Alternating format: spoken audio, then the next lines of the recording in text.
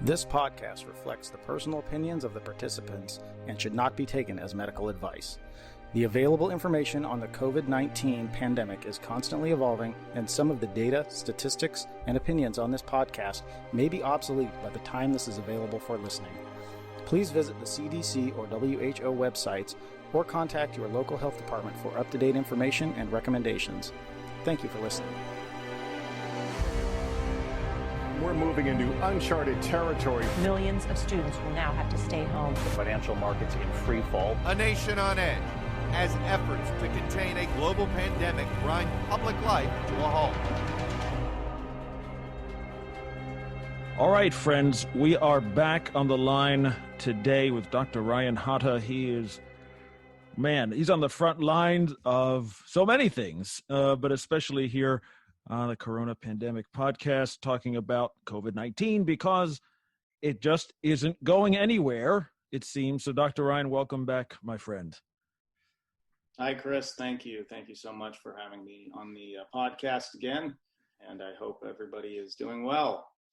Well, yes, we hope that, but we're in such a hailstorm of stuff now, and so obviously we don't want to dwell on anything political or about the president or anything, but we can see now that the disease has really started to penetrate even the White House, and so you would think that basically there's nowhere to hide, essentially, right? If we're just not taking common sense precautions, it can go anywhere and infect anyone. Is that basically the takeaway? Yes, that actually is one of the things that I'd like to discuss a little bit, and it's interesting this last week or so when we saw, the announcement with President Trump and a good portion of the White House staff coming down with the coronavirus. I think it really highlighted a couple things, and one is that this virus, it doesn't care about your political party, it doesn't care about your status in life, it doesn't care about how much money you have or what your profession or lot in life is. It's a virus, and it's relatively indiscriminate. I mean, it's completely indiscriminate in who it affects.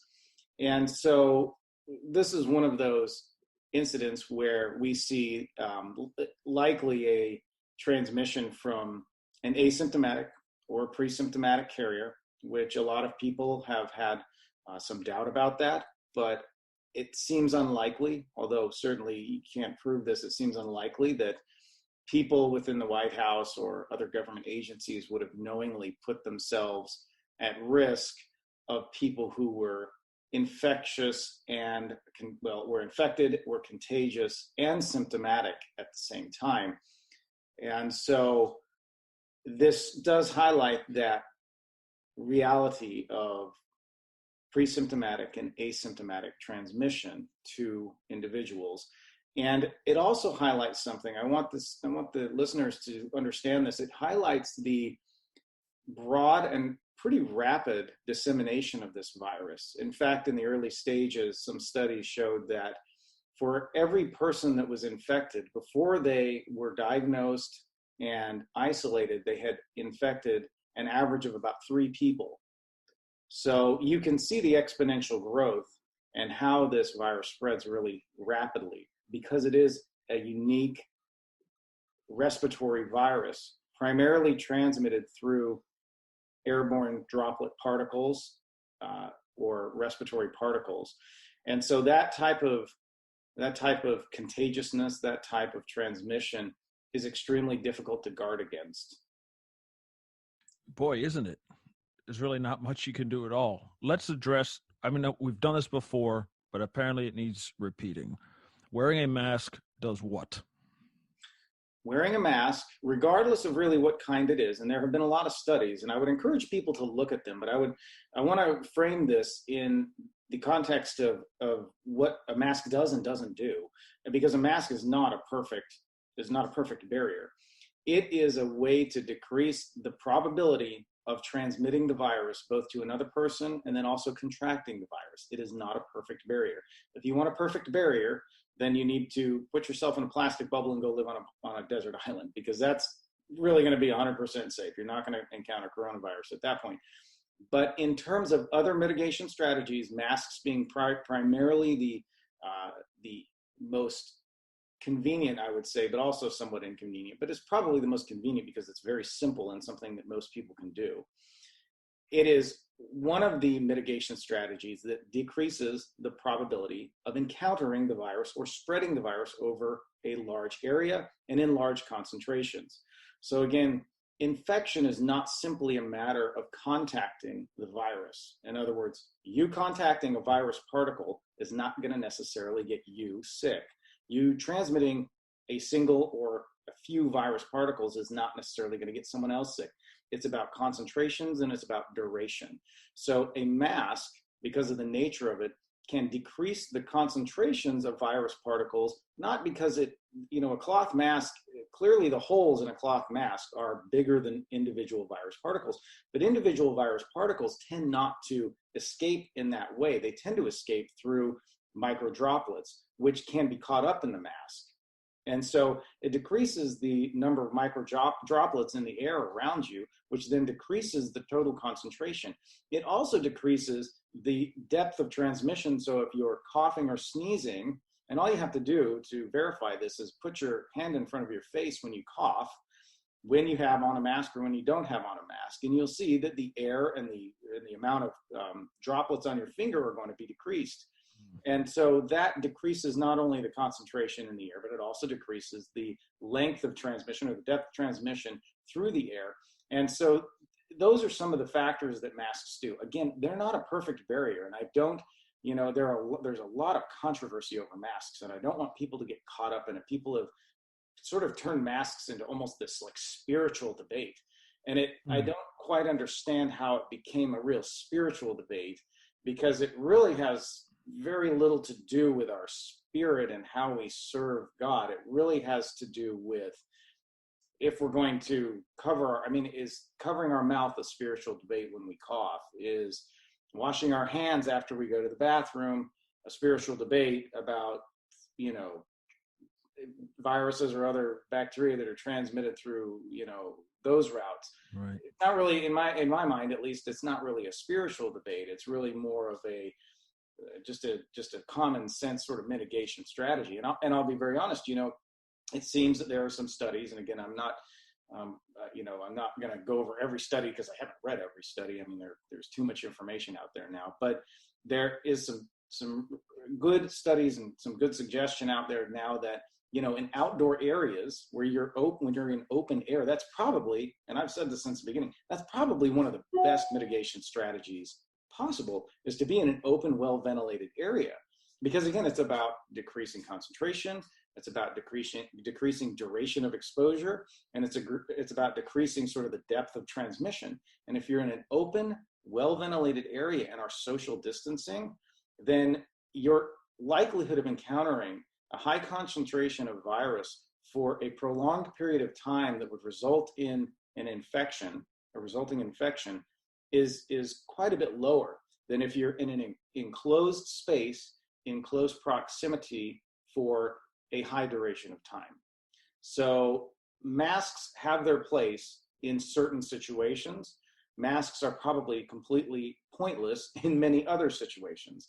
So I would just encourage people to use common sense. It's just common sense. If you wash your hands after you go to the bathroom, well, in the era of a virus that we now know, because it's actually been all over the news now, that the White House and all these high-level government officials had this virus, and it's pretty clear a lot of them either were asymptomatic or minimally symptomatic, or didn't even know they had it until they all sort of popped up positive after the president became symptomatic. So in this very short time frame, we had a high number of individuals, high-profile number of individuals become positive, and in my mind, it highlights that particular issue with this virus. So that's one of the big issues that we're sort of seeing. And I would say, piggybacking on that, we are seeing, at least where I live, and I would say that this is probably the case, we're sort of seeing this, I don't know if it's a true resurgence, but it's sort of a steady state of this virus, and it doesn't seem to be going away like people were hoping in the fall. Maybe it'll go away. I don't think it's going away. I think this is going to be here for the duration. And the real question is if we'll see a second or a concurrent wave with influenza, how that will factor in. I think the upcoming 2 to 3 months will be very interesting to see how that plays out. Indeed. And like you said, I mean, I've seen it so many times. It's become, we're in the era of, like a post-truth world where nothing matters and nothing is true. And even the mask thing, it's like, to me, it's just so commonsensical. It's like a seatbelt, or like you say, washing hands or something. Like, big deal, man. I mean, it's really not that much of a problem. And it's certainly not a statement. I'm not making a statement. I just don't know what I have when I go outside. I really don't. I've had, respiratory infections my whole life, basically. And so I have no idea what I'm carrying around, even if it's just for that purpose. And if everyone did it for that purpose, then it would just be a lot less likely that it's going to spread. Like you say, nothing's perfect. You can't totally eliminate it by doing that alone, but it would help. It would just not be dumb. I think that's my main point in how I live life is, am I being dumb about this, or am I being kind of smart? And that's it. Anyways, it's unfortunately, it's even this is an issue where people can't seem to get agreement on, where we should be broad agreement. There should be no problem with that. Following up on, obviously the president has it, and he was in the hospital for a couple of days, and we heard drips and drabs about some of the treatments that he was receiving. Talk a little bit about that, if you could, because some people heard some very new terms, and there's steroids, and there's acid reflux pills, and whoever, what the heck is going on? What is your sense of it? What is the state of treatments or vaccines or anything that you've heard? Well, I'm not entirely sure what Trump got, because I'm not his doctor, and I didn't talk to any of his doctors, so I don't know exactly what he got, the doses, how frequently they're dosing it, and those kind of things. But we do know that he did receive certain things. He did receive an experimental cocktail of what they said were antibodies, which I imagine, I'm not sure. It sounds like this may have been a convalescent plasma type of infusion. And then it sounds like he did receive the remdesivir, which is the antiviral. And then he also received dexamethasone, which is a steroid. And so we'll just talk about those three in particular. Some of the other antacid medications, and I just want to caveat this by saying that, really from a medical perspective, when you look at the data, and we talked a little bit about this the last time with hydroxychloroquine, there's so much data coming out that it's very hard to sort of sift through it and really understand all the different nuances behind it. And so these three treatments, remdesivir, convalescent plasma, and dexamethasone, have been pretty well studied. Well, the two of them, I think dexamethasone and remdesivir, have been better studied. Convalescent plasma is a little different, so we'll address that in a little different way. But remdesivir essentially is just an antiviral, and it was used, it showed some efficacy or some good outcomes in the initial SARS and the MERS virus, which, COVID-19, or SARS-CoV-2 as it's called, is very closely related. They're all coronavirus. They're all of the same family. They are different in some of their genetic expression. Their genes are a little different, and then their genetic expressions are a little different, but they're sort of like all one big, happy, miserable little coronavirus family. But remdesivir is an antiviral that is not selective per se. It's not selective for coronavirus. It works against other viruses as well, but it's been highlighted in this particular case as a fairly effective treatment in coronavirus. That being said, and I want to be very clear, there's a difference between a cure and a treatment. And we have to tell people this a lot in the medical field, is that with regard to viruses, there really are not cures. In other words, there's not a real clear cure in most viruses. Hepatitis C sort of has one that is a cure. People have sort of discovered this cure for hepatitis C to completely eliminate the virus.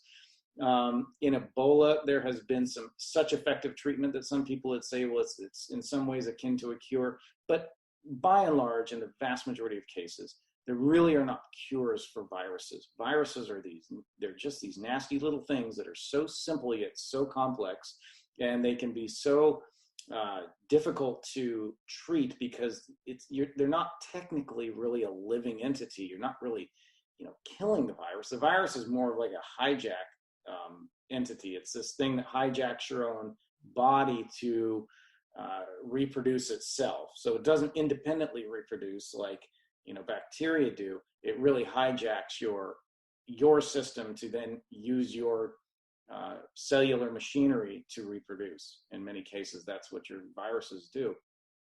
And so when we talk about viral treatments, what we're talking about is inhibiting the virus enough that your immune system can then overcome and destroy this virus, which it will most often naturally do on its own. It's really kind of giving your body a boost. It's giving your body the ability to overcome. If you look at, there's a thing called homeostasis in biology, which a lot of people talk about, which is the balance between, things sort of happening. And in your body, there's this constant balance, constant homeostasis between things that are attacking your body and your body's ability to defend. And in an infection, what happens is your body's ability to defend is having to ramp up because whatever is attacking your body is essentially overcoming that ability. And if your body's ability to defend, so your immune system overcomes it, the infection tends to get better and go away. If it doesn't, then the infection becomes overwhelming, and oftentimes it leads to serious illness and death. And so in viral illnesses, it's very challenging because there aren't often cures. What there are treatments that help to improve your body's ability to overcome the virus by often the treatments inhibit the viral ability to reproduce, use your own cellular machinery to reproduce. And that's what remdesivir is sort of in that category. And in some cases, that's, I think to some extent, what people were thinking about hydroxychloroquine and the mechanism behind that. Now, on the flip side, you have dexamethasone, which is a steroid. Okay, it's within the class of general steroids or different types of steroids, but dexamethasone is one of them. And it's something we've been using in medicine forever. I can't even tell you, it's probably been 20 plus years that we've been using dexamethasone. And it's used for a lot of different diseases, not just viral illnesses. People who have inflammatory processes know about dexamethasone. People who've had cancer know about dexamethasone because it's often an adjunct therapy given to decrease your body's inflammatory response. So to kind of talk to people who aren't medical and to kind of give you a real 101 level sort of, immunology lecture, when your body has an infection or an insult of some sort, whether it's trauma, whether it's a tumor, whether it's an infection, some type of abnormal insult to your body's natural response is to ramp up the immune system, which releases a lot of different chemicals within the blood. A lot of proteins, chemicals, the white blood cells get ramped up. And these inflammatory processes, in and of themselves, can cause damage over time. They can cause a lot of problems. Okay, so and dexamethasone and other steroids are anti-inflammation. So what they do is they suppress your body's hyperactive inflammatory response. If they're used in long-term high doses, they can suppress your body's immune response. Even in relatively short term, they can suppress the immune response, but that's not always necessarily a bad thing. Like I said, this is sort of when you talk about homeostasis, or when you talk about the balance between the good and the bad things happening in the body, if the good things, like the immune response, go overboard, it can actually cause more damage. And so there are these terms being thrown out there like, cytokine storm, which is in very basic terms, is a hyper-inflammatory response that leads to a lot of bad physiologic processes in the body. So your body doesn't like a lot of cytokines, which are these chemicals that are released in an immune response. And that can be as detrimental, or even in some cases more detrimental, than the infection itself. And so dexamethasone is often used in diseases, and it's being used in coronavirus and the COVID-19 disease, to control that hyperinflammatory response so that people don't have an overactive immune system that can then cause more damage. So again, it's sort of this balance. And then the convalescent plasma, which are these antibodies that are being used. These are really experimental. In fact, the FDA, just about a month ago, there was a big controversy when President Trump released the FDA or he allowed the FDA, or he encouraged the FDA, and there was a lot of politics behind it. He encouraged the FDA to release convalescent plasma as under the emergency use authorization, which is not very common. And it's one of those things where if you have a disease such as COVID-19 or a pandemic or some type of epidemic occurring, the FDA, the Federal Drug Administration, will sometimes use medications that have not been approved or have not been studied very well, or they'll use treatments, not just medications, but treatments that have not been studied or approved for that particular disease. They'll release them under emergency use authorization. And that's what President Trump encouraged and in some cases really sort of pressured the FDA to do. Now, why did he do that? And there's opinions on both sides of whether that was good or bad. It's because in this situation, there really wasn't very good treatment. I mean, we're still not really clear on the best treatments. We do have now much better treatment protocols than we did back in March when we didn't know very much. But we're still, fairly limited on the treatments for coronavirus. Well, convalescent plasma was authorized under that emergency use authorization. And there's another thing kind of under experimental drug authorization, or experimental drug use, I think is what it's called, or investigation drug use. I can't remember right off the top of my head. But regardless, what this does, what convalescent plasma is when they take the person so if somebody has had coronavirus already and they test their blood and they can tell that they have what are called antibodies, which are the proteins that fight the coronavirus. So they can tell that you have developed, part of your immune system has developed these antibody proteins to fight the coronavirus. They can extract some of your blood and then they separate out that plasma that contains the proteins. And so blood is primarily composed of multiple different things. When people look at it, it just looks like blood, like a red liquid, but really it has, red blood cells in it. It has white blood cells in it. Red blood cells carry the oxygen to your tissues. White blood cells help to fight infections and repair. And then there are a lot of proteins for clotting, proteins for to bind certain things. And then there are proteins like antibodies that help fight infections. They're also part of the immune response. And so when they extract this blood from an individual who's already had coronavirus, they can separate out the blood into the red blood cells and into the plasma that contains the proteins with the antibodies. And the theory behind it is if you infuse this plasma then into the person who's currently infected, you give their immune system a boost with antibodies that are already targeted towards the coronavirus. And so these are some of the things that they instituted, or it sounds like they gave President Trump. And, it's no wonder he got better or he's getting better. The real question in my mind is, I pray that he continues to get better and he makes a full recovery. But there are many cases where people have an initial recovery and then they get worse. They start to get a little worse. And that's one of the things we see is that often people 5-10 days out, they sort of have a recurrence and they get worse. And that's when they end up in the hospital. Not always, but that's one of the things that we see. And so I pray that he gets better and I pray that all the staff gets better because, it's a pretty intensive treatment, what he underwent. And, it sounds like he's doing well. So we wish him and his family well. Yeah, no doubt. We echo that for sure. We do not wish that upon anyone. But like you say, sometimes it's just, well, you're responding, the drugs we're giving you, it makes you feel better, but doesn't mean you actually are better yet. Right. And then once they wear off, basically it might still here, virus not taken care of. So, that's what I'm trying to caution folks is like, guys, this is, like you said, if you have a virus, you can't really kill it.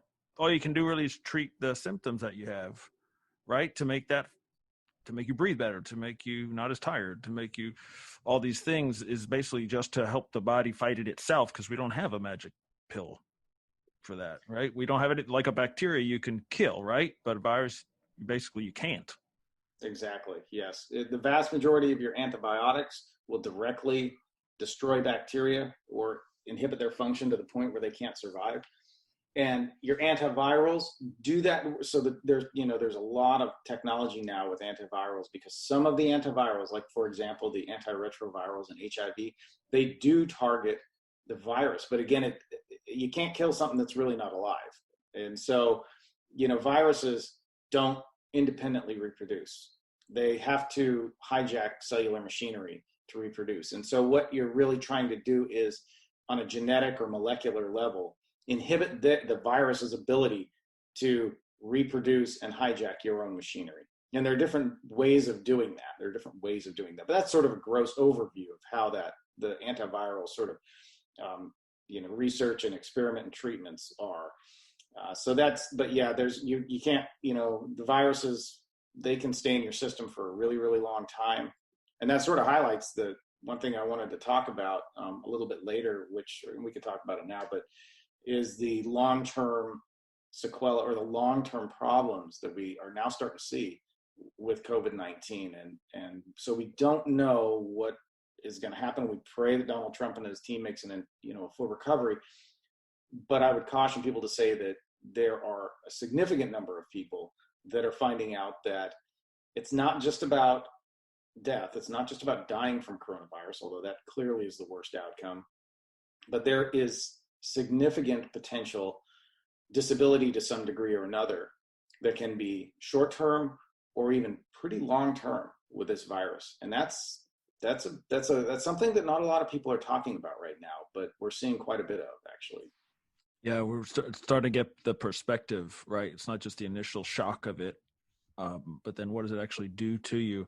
And I think you're right. We should probably address this now, because to me, this just the treatment that President Trump got, for example, just should prove to us that there is no prescribed treatment for everyone, right? There is no magic drug or even a combination of them that we know works, because we don't know. And we're still learning, even, all these months in, about what it does and how it affects you. And why do some people get this crazy response from their immune system? The scary part is hearing that about young kids, right?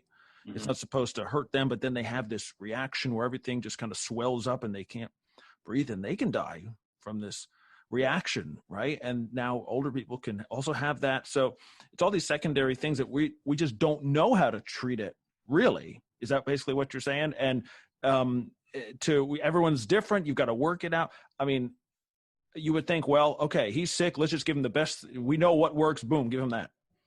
But we're not at that point, right? We're still in a mystery kind of stage where we're still trying to figure it out and find out what actually works and what maybe might hurt you and what maybe might, like you say, there's lingering effects. Yes, I think we have some effective treatments now. And I think I will tell you, in the past 7 months or so, since, March, really, we have come a long way. And I will say that the treatments that are being instituted now, in my opinion, are much more effective. So I think that things are progressing, as they should, naturally, towards much better treatments, towards much better outcomes as well.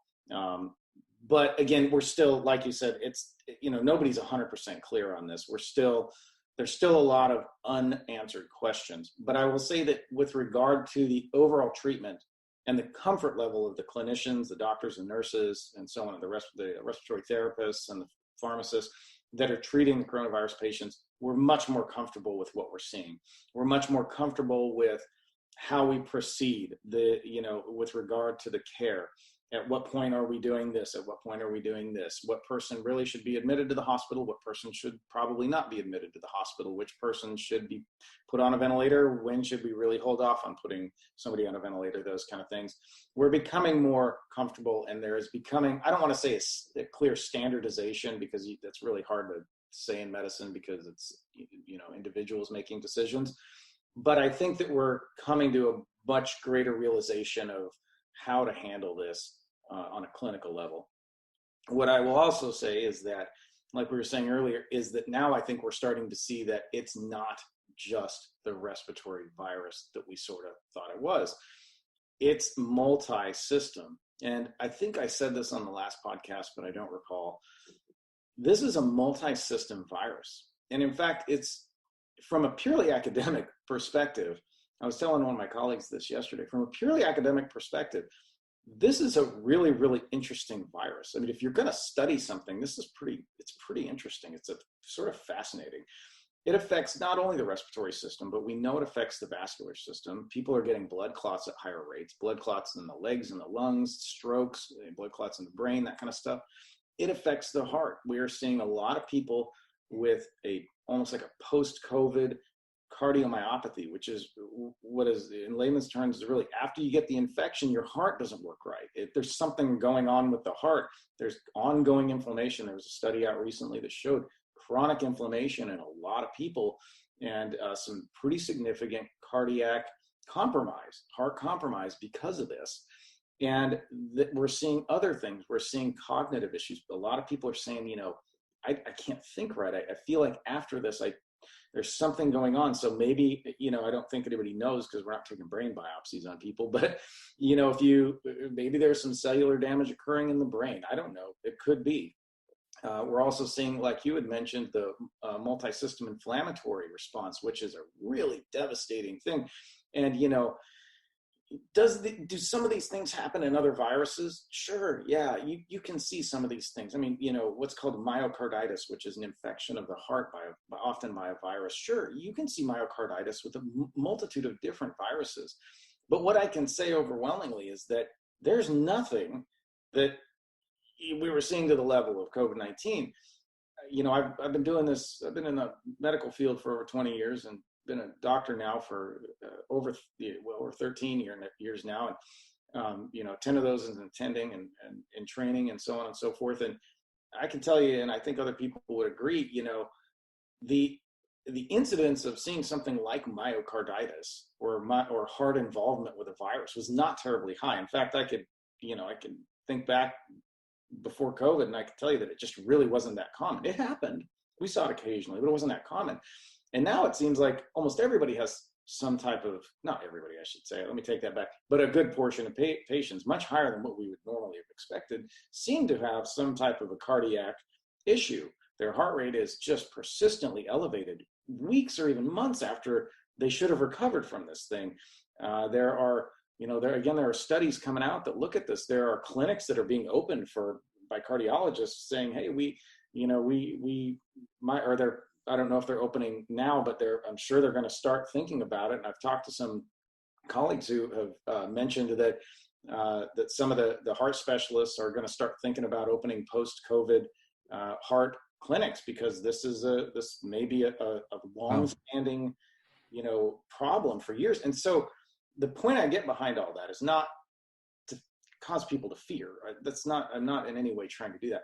What I'm trying to do is to open the eyes of people to say, to the fact that, just because you have what may be an effective or a relatively effective treatment compared to what you had 7 months ago, just because, Donald Trump and his team or whoever else, whatever high profile individual, this sports athlete person or whatever, recovered, or because there's a 98+% survival rate in the United States. And, look, if you're under 70 years old, your survival rate is extremely high. It's not always just about survival.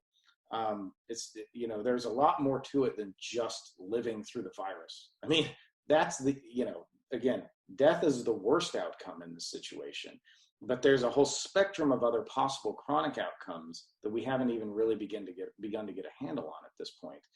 And down the road, you wonder, I do at least, functionally, what kind of disability are people going to have with this virus? Is it going to impact our younger generation?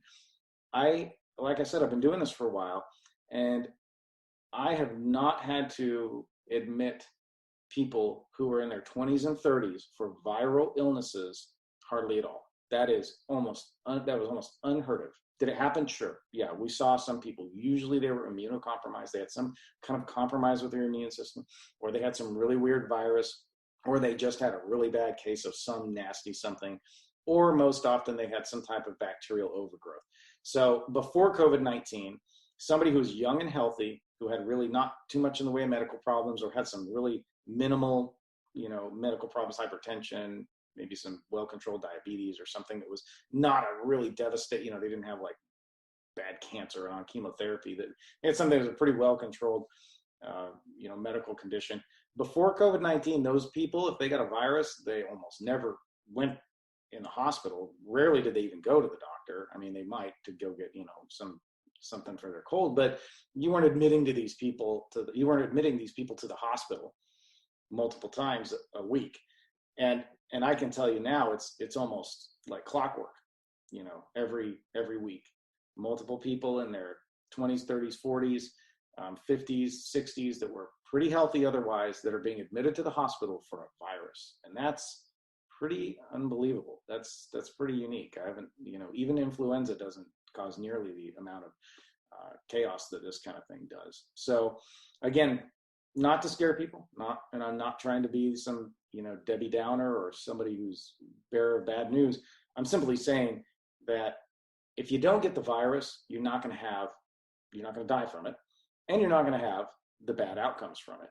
So the mitigation strategies, again, that we had talked about, are really the sort of best way to prevent these type of potential long-term other complications. I mean, you may not die from COVID-19, and the vast majority of people make a very good recovery. But if you don't die from it and you have a stroke, that's not very good. That's a real big problem. Or you don't die from it and you end up with chronic fatigue syndrome or, chronic cardiomyopathy. That's not good. It can really, really impact your life. True. And so you can't say, well, that's not COVID, it's something else, but it was caused by it.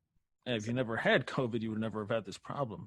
I think that's what a lot of folks are not catching on to either. Well, like you say, the death rate is so low, who cares? But let me just get it and I'll be fine. It's kind of the attitude, like, I don't think that's the best decision. Because like you say, we're just still learning about what happens after you get it. And even if you kick it, what does that mean? You're all back to where you were? Not necessarily.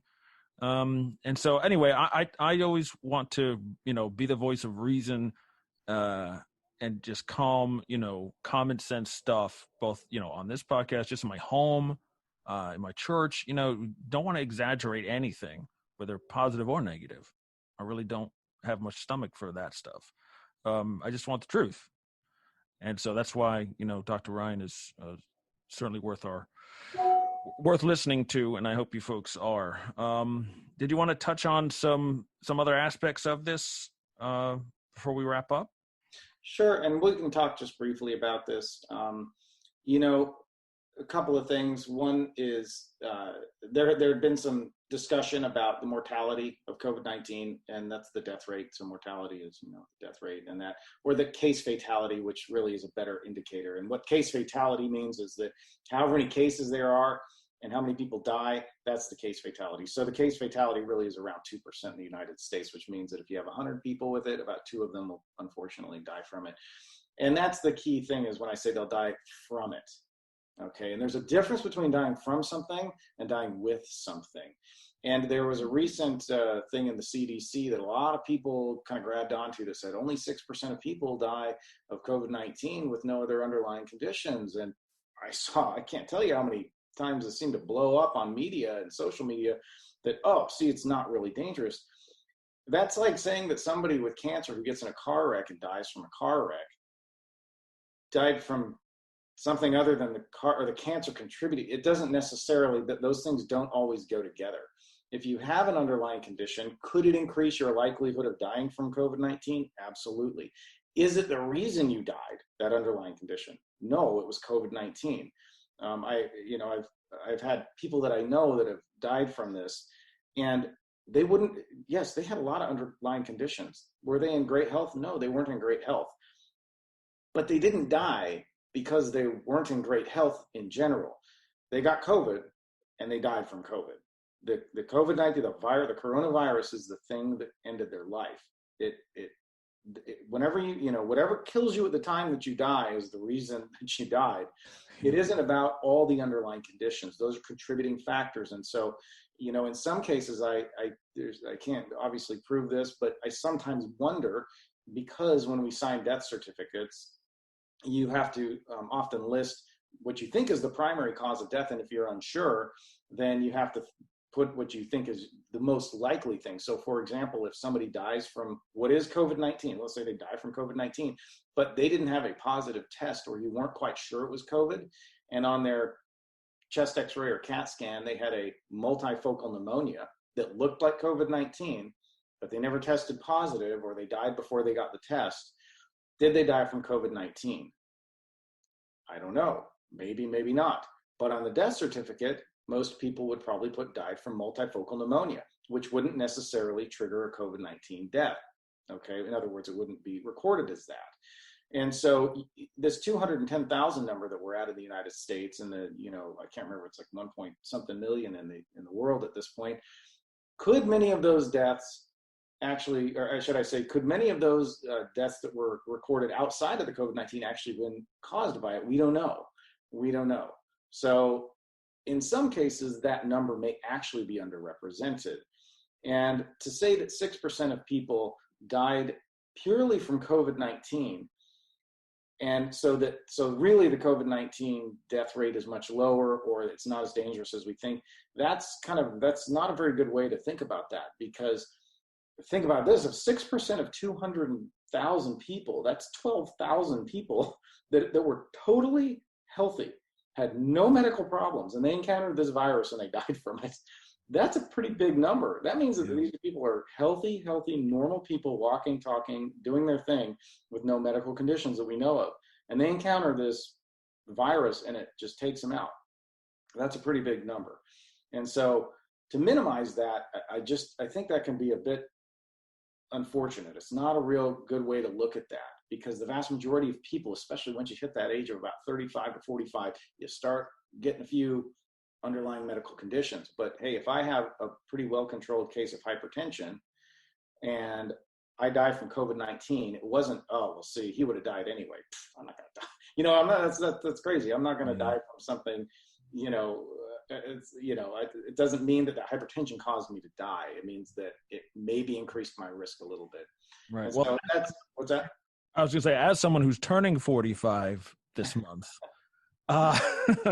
no, I'm more conscious of all that, like if I can change it, why wouldn't I? Why wouldn't I get healthier? Why wouldn't I start to run on the treadmill again, which would have made sure to be doing now, practically daily, and just stuff like that, just because I don't know, maybe I'll get, even though I'll try not to get it, you don't know what's coming down the pike. I don't want to have to contribute to that because I can't stop eating chocolate or something. Which is a problem in here. But anyways, yeah, right. I'm totally agree. We do. It's kind of, there's a lot of dishonesty or misrepresenting, things that lead, because you already have a conclusion in mind. So you get data that supposedly backs you up, and then, see, I told you so.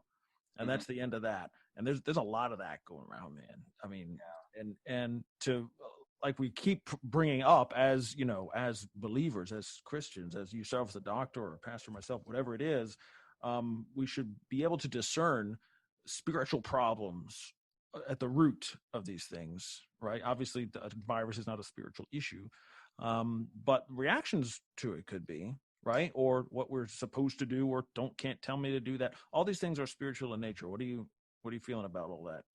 Yeah, that's a great point. And it actually kind of hits on the next topic, really, is the reaction. So the reaction this is where the spiritual question comes in, is what is our reaction? Are we reacting in fear? Are we reacting in tribalism? I was talking to one of my other colleagues, and we were having this discussion about, the virus, and globally, just because we have a lot of friends and a lot of mission partners that we work with globally, and many places that are impacted in, quite frankly, much worse condition than the United States. Even though we, people say we lead the world in, cases and deaths and that, sure, but that's known. We're really good at recording numbers here in the U.S. I mean, the West is great at that, but in other countries where there are much higher density populations with much lower reliability with regard to their biometrics and that kind of stuff, their medical metrics and gathering and those kind of things, that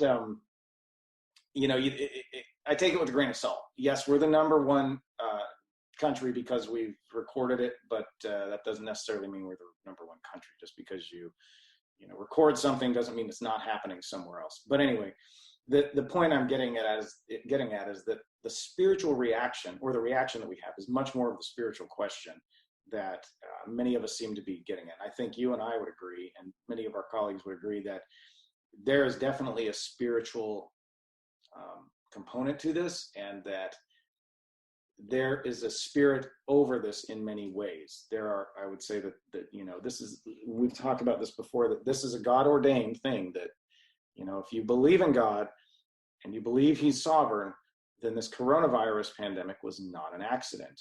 And so that provides us as believers with opportunities to react. And so one of the reactions, and we really haven't touched on this despite all of the stuff that's happening socially in the United States, we haven't touched on it because it really is the coronavirus podcast. But what I see as the civil unrest that's happening is not entirely divorced from this coronavirus issue.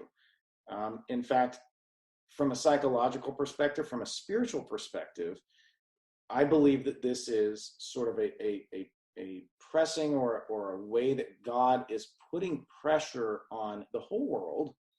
And when that happens, you see people start to separate out. And I think that some of the significant conflict that we're seeing is because the lines, the demarcations between certain ideologies, certain, what's the word I'm looking for? Certain groups and factions is becoming more clear. And that's not, in my opinion, not necessarily an accident. That is something that's going to happen. And what this coronavirus thing has done is caused many people to do a couple of things. One is it's caused people to ask really big questions, God questions. What is happening in the world? What happens when I die? All of a sudden, this coronavirus thing, and look, if your likelihood of dying from coronavirus, to be very honest, is really low.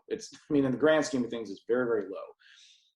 But with the constant media attention and this constant sort of pervasive spirit that many people have been driving through fear and other propaganda and so on and so forth, it's causing people to ask very big questions. And one of those questions is, what happens when I die? Or what happens if I die? And could I die from this kind of thing? And it kind of brings that reality to the forefront.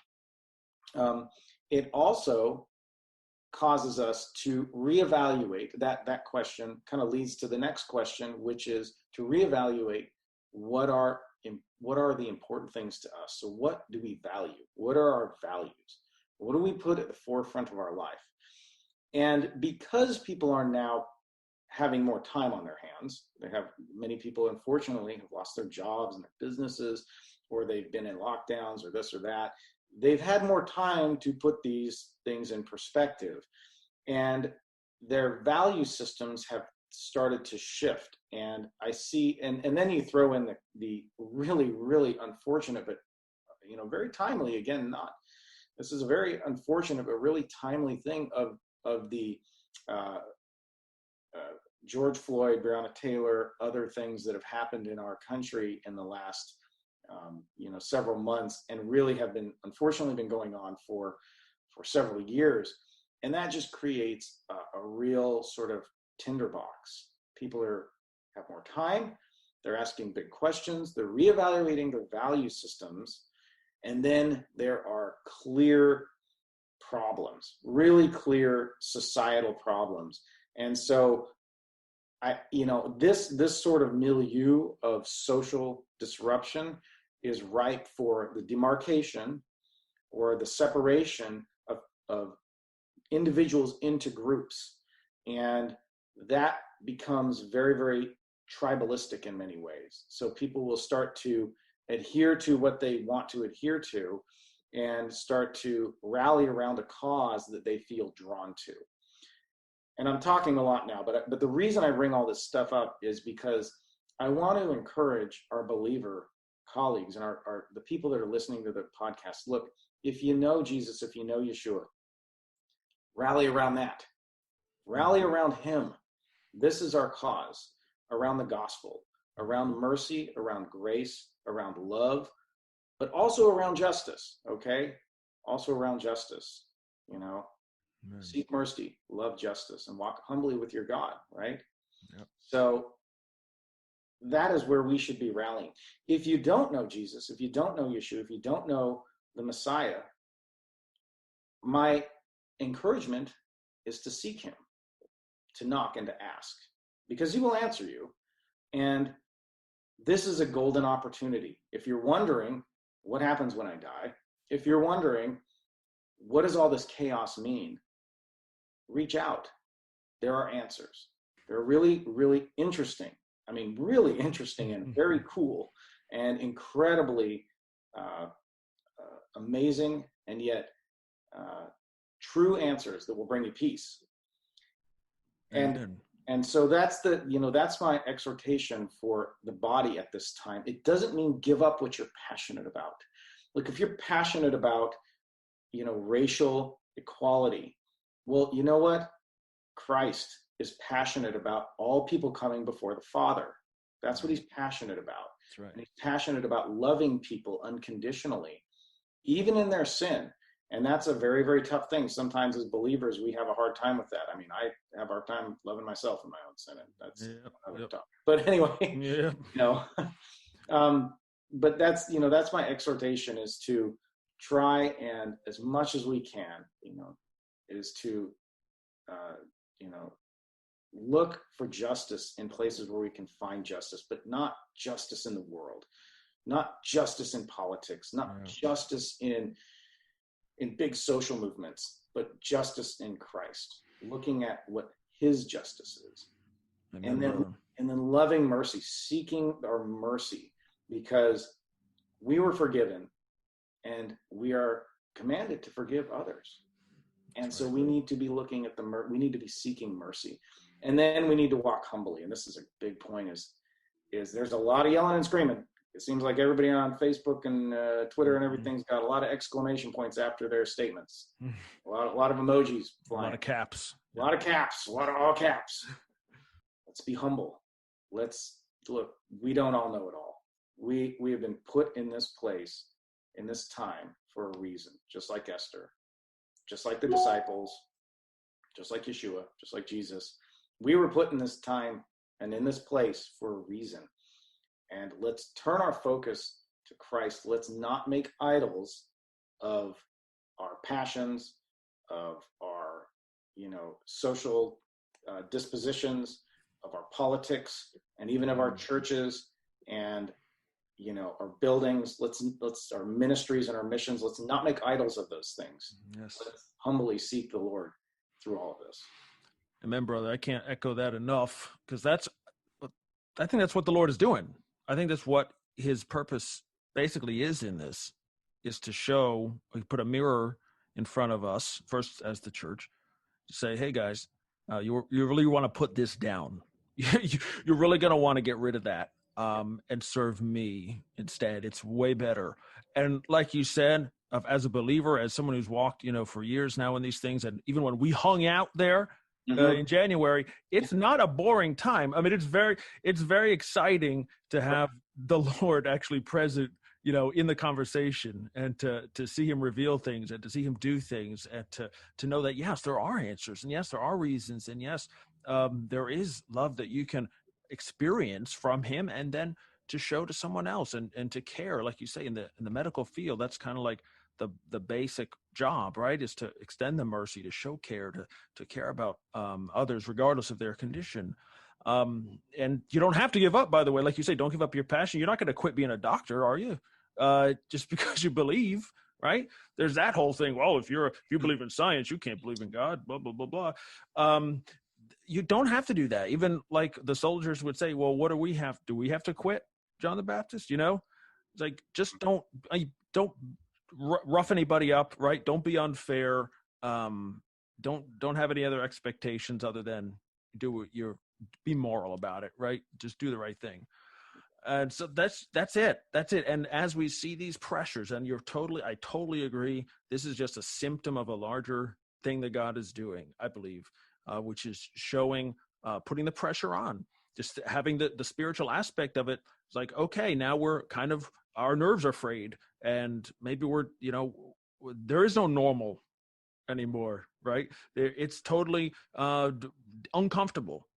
It's very uncomfortable. All this is very uncomfortable. And now we have to deal with, like you say, other race issues and protests and revolutions. Basically, that's what you're talking about, right?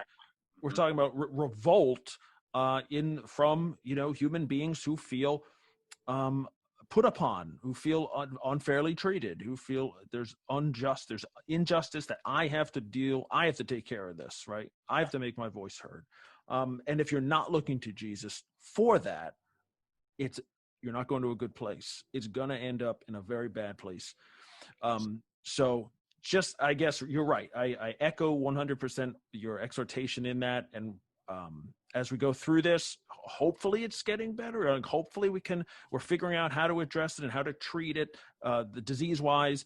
But we're coming to a kind of a head here where all these issues, whether it's the health issues, political issues, social justice issues, revolutionary thinking, all this is kind of bubbling up now at the same time. And as you said, even though we don't feel adequate, I know I don't, and I'm sure you don't either. Like, Lord, why? It's just me. What can I do? Well, he's saying, that's right. You can't, but I can. And I put you there for a purpose. I put you in the middle of this city with, riots and revolutions and high COVID cases for a reason. I sent you there. And so here's the work, let's be about it. Anyway, Dr. Ryan, I appreciate you. Obviously, this is a much deeper man than just talking about hospitalizations and treatments for viruses. So we definitely appreciate you, brother. And as we leave today, and who knows where this is going, but I do pray, obviously, the best for your household and wherever you are led to go, that you would do the right thing. And I know you always do, and you're always led by the Lord in it, even on missions. Is there any opening in that right now, or are we still closed down completely as far as travel? Well, it's been interesting because from the mission perspective, I would feel that we're doing as much almost as we were before, but in a different way. And this is when I say, don't, and I don't mean in any way to sound, insulting or anything, but don't turn your mission into your idol. Like, look, the mission is about God. It's about serving in the way that, hearing the call and serving in the way that you're called. And from our perspective, what we're doing, I've done mission work now without ever leaving my office, which is great. Zoom's an amazing technology. God put us in this time and in this place with this technology for a reason. And, it's in many cases up to us to listen to him, to find out how he wants us to use it. And so we're doing all kinds of fascinating, fun stuff. We've this COVID-19, and I can't say this enough. This is, as much as we talk about all the other things on there, and people get very afraid or they get very concerned, look, this is an unprecedented opportunity to work for the Lord. Let me just phrase it a little different way. So if you're a researcher, okay, if you're really like into research and you want to make money on research or get famous or whatever doing research, COVID-19 provided you with one of the most amazing times in the history of the world to do research. And that has been evidenced by this incredible influx of research that is an avalanche and overwhelming in many cases. I've never seen so much stuff come out in 7 months in my life. It's absolutely incredible. A lot of it is not good. A lot of it is good. You don't know half the time what you're sorting through. I have never gotten so many emails with so many different articles in my life. And I think most people would echo that. It's just been incredible. Well, on the flip side, as a believer, and we're all, priests in the kingdom. If you're a believer, you're a priest in the kingdom. And our primary goal is to be a minister to God and to people and, or for God's purpose in this world. This is an unprecedented opportunity. We've been given an incredible opportunity. You were put at this time for a reason. You were put in this time and this place for a reason. And so, my encouragement would be to go back to the scriptures, look at the original true revolution, the revolution of Messiah, and to think of others as better than yourself, because that's not your typical revolution mindset. Think of others as better than yourself, and to seek justice, to love mercy, and to walk humbly with our God. Amen. Nothing more needs to be said today, my friend. Thank you, Doctor. Continued blessings upon you, my friend. And until next time, stay at it. Stay in the field. And thanks for encouraging us too. Thank you as well. God bless you. For previous episodes and to support this podcast, please go to coronapandemicpodcast.com.